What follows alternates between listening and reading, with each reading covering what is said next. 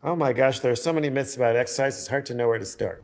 One myth is that our ancestors were really incredibly strong, that there's a trade-off between speed and strength, that it's normal to be less physically active as you get older, that there's a perfect type of exercise, perfect amount of exercise. It's become really clear to me that a lot of people are exercised about exercise. And so I wanted to write a book to try to debunk a lot of myths about physical activity and about exercise using the lenses of evolution and anthropology.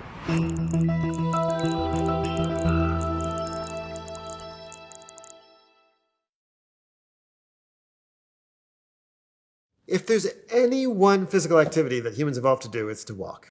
Walking is the most fundamental, basic form of human physical activity. The average sort of hunter-gatherer will take 10, 15,000 steps a day.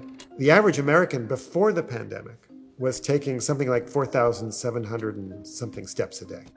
Only about 20% of Americans get the very minimum levels of exercise that every health organization in the world thinks is the minimum for an adult, which is 150 minutes a week. So 80% of us really struggle and fail to get the very basic amounts of exercise, but almost everyone says that they want to get enough exercise.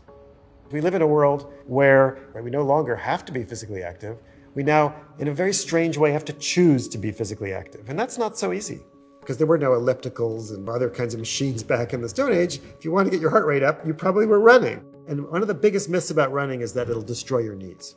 There's tons and tons of studies, more than a dozen randomized, controlled, prospective, gold standard studies which show that people who run more are not more likely to get arthritis. In fact, lots of research shows that physical activities like running actually cause your joints to repair themselves and to stay healthy. The other kinds of running injuries, I think that a lot of them are caused because we don't learn how to run properly anymore. I think running is a skill, like swimming or throwing or all kinds of other things that we do. And the other thing is that when people run in other cultures, especially in the Stone Age, they didn't run every day and they weren't running on a regular basis. They'd probably go running maybe once a week or something like that. So the idea that you go running 5-6 times a week for long distances on pavement, etc., these are all kind of weird, strange Western things. There's nothing necessarily wrong with them, but you have to learn how to do it properly, and you have to build up enough strength and learn the skills of running. But let's not scare people off running. I think the most pernicious, the most serious, the most problematic, the most concerning way in which we think about exercise in the Western world is that as people get older, it's kind of normal to be less physically active. Americans, as we get older, the strength declines rapidly. By the time people are in their 60s and 70s, they're pretty frail. But hunter-gatherers remain fairly physically active as they age because they're doing stuff. They have to lift things and carry things and do stuff that keep them strong. And the end result is that they maintain that strength. And that strength is important because one of the real serious, most pernicious issues of aging is a problem called sarcopenia.